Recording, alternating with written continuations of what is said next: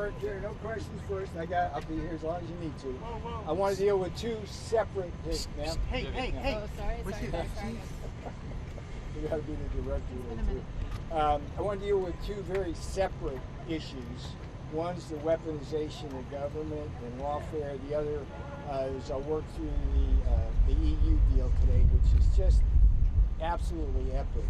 And what I like to do is just talk about this lawfare issue, take a few questions, and then go to the other one. So if you can, try not, no, don't interrupt me. I'm here to serve. Okay. Let me get through what I want to say and take your questions. So let's proceed that way. Dr. Navarro, See, aren't you listening, sir? Oh, don't do that again, okay? Okay? Who are you from? Where are you from? Gateway Bucket. All right, well, just, I love those guys. They're my favorites, but just be cool. So, what I want to talk first about is about, there's an article that appears today in Breitbart News, which deals essentially with an FBI agent named Walter Giardina, who was recently fired by Kash Patel, the FBI director, and the media, led by the New York Times, is trying to make this guy a martyr. And this is the same guy that put me in handcuffs, put me in leg irons, and led a totally unnecessary arrest with armed FBI agents at Reagan Airport. And Perk bought my fiance, and he's a man who I will now show you really helps understand what has been a long-term, consistent, weaponized attack on Donald John Trump going back to 2016. So I want to walk you through the arc of that. We start with the Steele dossier. Christopher Steele writes this thing paid for by Hillary Clinton. It was always a propaganda piece, and it became the catalyst for the Russia hoax, Crossfire Hurricane. And the first thing that Giardina did was, and this is all alleged by whistleblowers, everything I'm telling you is from whistleblowers that were reported through, and thank you, Senator Chuck Grassley, for getting this information out. He's doing a wonderful job on this. Giardina was one of the FBI agents who blessed the Steele dossier, who basically vouched for its authenticity and therefore set Crossfire Hurricane on its way. That was a complete hoax that cost tremendous amounts of political capital, harmed the president, and was just wrong. Now, at the same time, there was a separate operation going on, and it was called, I'll call it the Egyptian hoax. It was codenamed Crimson River, and they later renamed it Red Masari. It was an allegation that the Egyptian government had given $10 million to the Trump campaign. It was total BS, just nothing there. Again, Giardina played a central role in propagating that and then using that to do these investigations, do the leaks, do the smear tactics on Donald Trump. Now, Crossfire Hurricane allowed Giardina then to move into the Mueller investigation. And he served there throughout the investigation. One of the things that the whistleblowers point out is that Giardina's laptop mysteriously got totally wiped clean.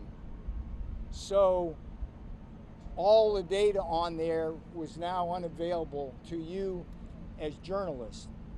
The whistleblowers point out that there were more than one person on the Mueller report team that used a technique where they put their password in a number of times in their cell phones and it wiped all the data clean. So it seemed to be the culture of the Mueller report, and if in fact it's true that Giardina actually did that on purpose, that's a felony.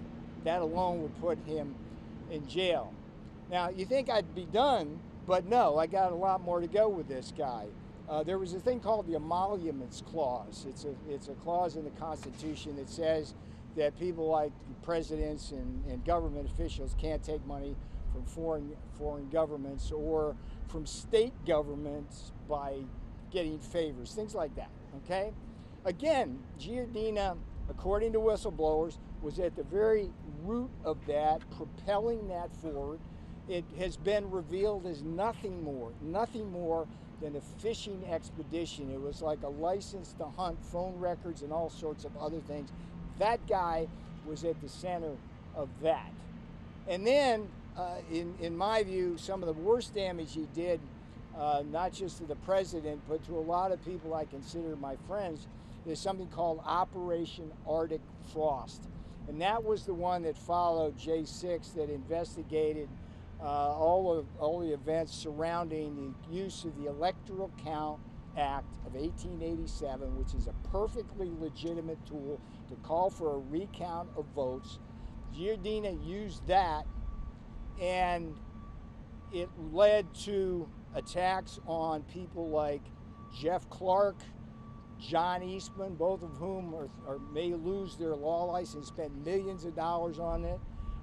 Jenna Ellis, Sidney Powell, Rudy Giuliani.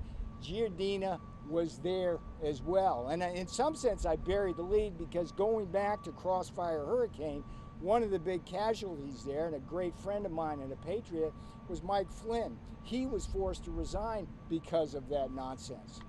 And when we lost Mike Flynn early on in the administration, we wound up with John Bolton. How'd that work out? One of the most treacherous people that's ever been in that West Wing. So this is the guy, if you weave that through, it paints a picture of a sustained effort by people inside the FBI, inside the Justice Department, inside what we love to call the deep state, which is what it is, inside the rhino wing of the Republican Party, going after Donald Trump.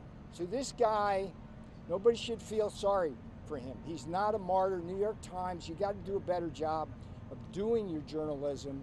And he's the guy that put me in handcuffs, put me in leg irons. He's the guy that served me with my subpoena. He's the guy who testified at the grand jury. And there's allegations there that that testimony was not truthful. He's the guy that testified at my trial. And I hold this man responsible, and it's not about me. I hold him responsible for a lot of what has been done to really erode trust of the American people in our American justice system. That's the story of Walter Giardina. I urge every one of you guys to read the Breitbart article, fact check me, and I dare you to find anything I say in there that's not absolutely true. And if it's absolutely true, that man needs to go before Congress, and needs to be hauled up, and he needs to be held accountable. And it's not just him, it's Obama, it's Clinton, it's Comey, Page, Clapper, Brennan, Schiff, and all the rest of them. Okay, that's that story. I will take some questions now just on that, and then we'll go into the separate thing on EU. Yes, sir. Dr. Farr, thank you. George Conrad from Gateway Funny. You wrote in your op-ed, if we don't hold these lawfare scoundrels accountable, they will do it again. What kind of punishment do you think is appropriate for Giardina, Clinton, Comey, the rest of them? Well, remember, all of these things are allegations by whistleblowers inside the FBI or Justice Department, okay? I mean, that's damning in and of itself. But there's all sorts of things you could charge people like Giardina with. I mean, there is the conspiracy. Didn't they charge Donald Trump with conspiracy? I mean, that's their like favorite go-to charge. I mean, think about that. He's involved in every single operation against the president. And every time they were either trying to stop him from getting elected in 2016, overthrow him when he was in office, or during the interregnum between 45 and 47, they were trying to stop him from viability in an election and putting him in prison. So he needs to be investigated, and there's a lot of people, I believe, look, I went to prison for defending the Constitution, and by the way, my case is still on appeal. Why is it on appeal? I served my prison time. Why am I still paying lawyers and spending time on that? Because there's important principle constitutionally at stake in my appeal. If I lose that appeal, everybody in this West Wing here, everybody who will ever serve in the White House will be exposed to a choice between getting a congressional subpoena and violating the Constitution or going to prison. So that's a Hobson's choice. All right, what else you got? Anybody on this? Speaking of lawfare, today Yes, sir. a New York appeals court has thrown out President Trump's $500 million New York civil fraud penalty. That was prosecuted by Letitia James last year. Yeah. The appeals court says it was, quote, excessive. What is your reaction? Letitia James is another one that belongs in jail. Look, the Democrats, look, they really overplayed their hand on this because they thought they could take Donald Trump out. They didn't. And in the process, they totally destroyed American people's faith in our Justice Department. And they got him got President Trump a lot of votes because of that. I mean, the book I wrote about it, I went to prison so you won't have to. The whole theme of that thing is that I'm the wake-up call. If they can come for me, they can come for you. So people need to understand that these are bad people. Letitia James, Fonnie Willis in Georgia, Alvin Bragg in Manhattan. The question is, how coordinated were they? And that's a question that needs to be answered by an investigation. Eamon? On the EU, real quick, if we could. We'll get to that. Let me just finish it because it's a really important story. I will give you what you need. Yeah. On the EU, sir? What? Anybody? One last any lawfare? Okay, let's go. On the EU. Very quickly about European. Yeah. Let's do the European. So let me just say a few words on the European Union deal because. In many ways, I can think of no deal more important than with the European Union. I mean, it is, after all, one of the largest entities in the world. It's so important, not just economically, but strategically. But for many, many years, it has been taking unfair advantage of the United States. Consistently higher tariffs, consistently higher non-tariff barriers. And even when we have gone to the World Trade Organization and won on things like agricultural cases, the EU has refused to cooperate. And so we've been in a situation where Germany sells us 7 cars for every one we sell them. We have a massive trade deficit with the EU. The trade deficit itself writ large is a great threat to our national security and economic security, and it's an emergency that we're dealing with. So this is like a really important mountain to climb, and we climbed that. And President Trump got up to the top of the mountain today. So let me, for those of you who haven't read the news yet, I mean, look, think about this. We get Europe reducing all their tariffs to zero. We continue our global tariff to fight the trade deficit at 15%. Wow. Secondly, we will impose 15% tariffs on autos. It's a drop from the 25, but remember, before President Trump took office, the tariff was 2.5% compared to 10 in Europe. So that's a great win. We maintain completely our tariffs on steel and aluminum without exemptions or exclusions. We're getting $750 billion worth of LNG purchases. We're getting $600 billion of investment here in the U.S. in our strategic sectors that we need to secure our supply chains and make them resilient. And we're getting Europe to buy more of our arms in cooperation with the uplifted NATO effort. I mean, in many ways, the Ukraine situation has been a total wake-up call for Europe. And so we're ushering a completely new and beautiful spirit and environment of cooperation with Europe. And nobody would have imagined the success of this. Anybody who criticizes Trump trade policy, including the courts right now, simply has to look at this magnificent achievement that President Trump has secured, not just for the American people, but for Europe and the security of the world. Okay, I'll stop there. So let's go to Eamon first, and we'll go here, and then we'll go here. Yes, sir. So today was the joint statement. Do you have a timeline now for how long before we see the binding legal language? That negotiation apparently still on. No, I'll let you talk to. Is that weeks? Is that months? That's a Jameson Greer thing, but I have coined that expression in Trump time. Yeah. We do things as fast as possible without screwing it up. So we're on that. I mean, it's a great deal for both of us. Why would we delay? Okay. Yes, ma'am. You were with Mediaset, Italian television. Italian television. Largest European broadcaster Yes. ever. So there is a lot of sectors are out of this accord. I'm thinking steel. I'm thinking aluminum. I am thinking wine, alcohol, and the digital market. Can Europe expect something more than 50%, 15% for wine, for instance, and alcohol? I can't speak to that. I can tell you that the experience from the first term with steel and aluminum tariffs is that every time we try to give an exemption or exclusion to one of our allies, they abused it totally. And we learned that it was a slippery slope. So there will be no exemptions, no exclusions for steel and aluminum tariffs. As you may have seen, just this week, we added over 400 new products to the steel and aluminum tariffs. We did that because these tariffs, it's a strategic game on the part of people who try to export to us. What they do is they figure out ways to do it. So what they were doing was shifting downstream into these other products. So they're not gonna do that anymore. All right, yes, ma'am.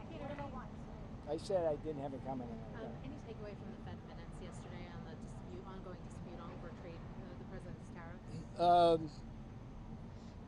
The Fed is, the Federal Reserve is totally out of touch with reality. If you look at the global interest rate spread right now, we're at 4.25 in the interest rate, okay? Europe is more than 200 basis points lower than we are. Japan's 4 times lower. China's 3 times lower. Now, that dog won't hunt for the American people because it creates all sorts of problems here. Just the high interest rates alone are discouraging the mortgage and housing market and the purchase of new cars, and it's very costly because we have increased debt financing, because about 20 to 30% of our debt financing is just pure short-run debt. So that's no good, but there's also currency effects. When you have higher interest rates and they're lowering theirs, the dollar's higher, and that exacerbates the trade deficit we're trying to deal with. So if the Fed's looking at what's going on, we're seeing improvements in inflation. The tariffs are having zero impact on inflation like they did in the first term. And my fear with the Federal Reserve, it's just a partisan game going on. If you look at what you have there, you only have 2 Republicans nominees on there, soon to be a third with Stephen Mirren. But the other 5, it's like, and Jay Powell, he's a Republican, but he's so anti-Trump, it's unsettling. And I say that just so I fill that out a little bit. If you look at the arc of Powell's decisions, everything he's done since he got appointed has been against President Trump. When he was in with Biden and Yellen, he was doing things he shouldn't have done, lowering rates too early and causing inflation. So they got to get their act together. I hope they find some enlightenment in Jackson Hole, but I'm not betting my house on that. Okay, yeah, go here and then go here. Hang on. Go here, and then here. Yes. Try again. Are you saying that the EU could still win an exemption on wine? No, I'm not saying that at all. How sustainable are those secondary tariffs against India, and how important are those to hold Russia accountable? Well, let's talk about India. I would refer you to the piece I did in the Financial Times that appeared on Monday. And the Indian situation is very interesting. A lot of people don't know this. But prior to Russia's invasion of Ukraine in February of 22, India India bought virtually no Russian oil. Let me say it again. Prior to the invasion of Ukraine in February 2022, India bought virtually no Russian oil. I mean, it was like 1% of their needs. So the argument somehow now, as the percentage has gone up to like 30 and 35%, that somehow they need Russian oil to cool their homes or cook or drive their cars is nonsense. And what I do in the Financial Times article is I illustrate how Russian refiners have gotten in bed with Italian refiners in a game in which they get cheap Russian crude, follow me here, they get crude at a discount, and then they make refined products which they sell at premium prices into Europe, Africa, and Asia. It's strictly profiteering by the Indian refining industry, big oil.